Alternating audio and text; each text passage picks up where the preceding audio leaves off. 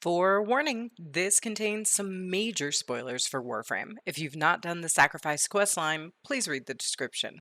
If you're new and looking for help with starting the Sacrifice, check the description. I'm going to timestamp exactly where you can go that's going to be spoiler free for you. Oh, and if you haven't done the Second Dream or the War Within yet, give this video a skip altogether. All three of those questlines tie in, it's probably going to spoil it for you.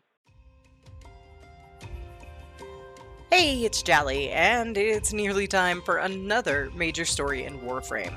I started the Sacrifice, and I couldn't complete it. I'd venture to say my own issue is game-breaking for a lot of players. I had no idea the things that I needed to do before beginning this questline. I only found out when my friend Reno told me about it. There's absolutely nothing in the game explaining to you how to do what needs to be done or why it's required. The biggest issue are the focus lenses. All you ever know about those is there's something you get at the end of the Second Dream. Here's where you see them, and as you can see, there's nothing explaining what to do. There's no explanation of what I got or how to do it. It looked like a skill or talent tree of some sort, and I'd go back and check it once in a while, but when it didn't progress, I just figured it would be later on in the game. That's not actually the case. The other big issue is the reputation grind. This is nothing more than a side quest where you're directed to meet the guy on Cetus, and that's it. Like several other new players on my Discord server, we all thought it was just a new rep grind and we would do it whenever. None of us knew that it was important to the Sacrifice itself. This is really harmful to a new player base. I'm sure it gives the impression that the developers don't really care about this part of the game because it gave me that impression. DE originally put this story out when the majority of their player base had already leveled up their operators and were already waiting for the new content. The questline for the Sacrifice released in 2019, and at that time, many of Warframe's players were already deep into the plains of Eidolon.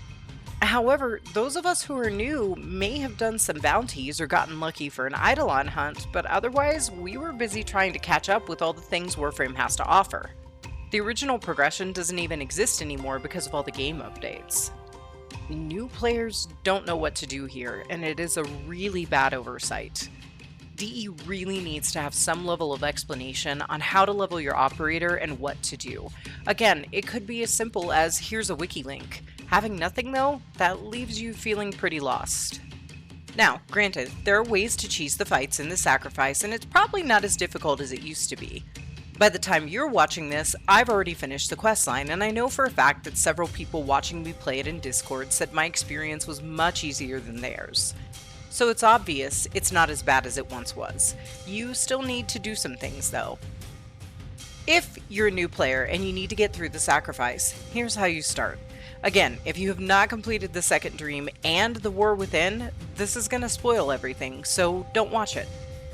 First off, when you finish the Second Dream, you get the focus lenses. Those can go on weapons or they can go on a Warframe. There are differing opinions on where to put the focus lens. I opted to put mine on Warframes just because at my current place in the story, I'm building and getting new weapons pretty often. The Warframes though, I'm going to be keeping those for a good while. I mean, you do whatever you want with the focus lenses, go where you think is best, but I personally chose the Warframes, and I'm sure anyone who thinks otherwise will be commenting on how wrong I am.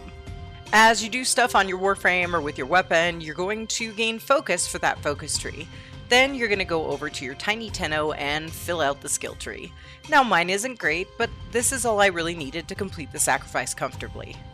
After my own experience in the Sacrifice, I'm not sure if this part is still required, but everyone in Discord said it was, and what I looked up in line said it was, so I did it.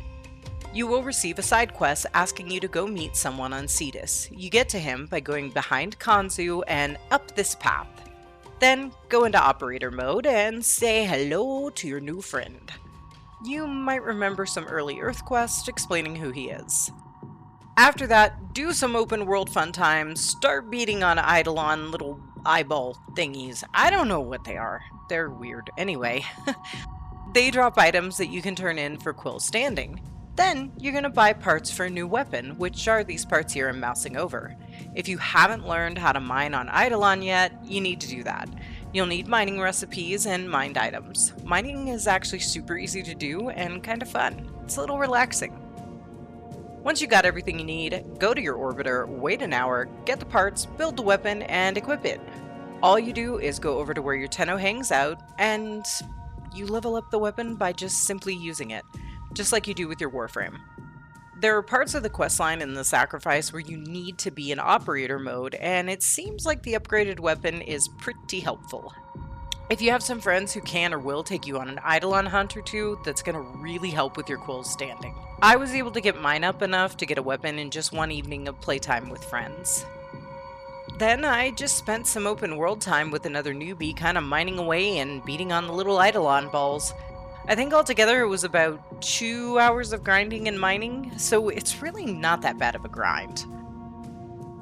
And how did the sacrifice go after doing all this? Well, I can tell you 2 things. First, I'm not going to rescind my criticism, but I am still so happy with the stories Warframe is giving us.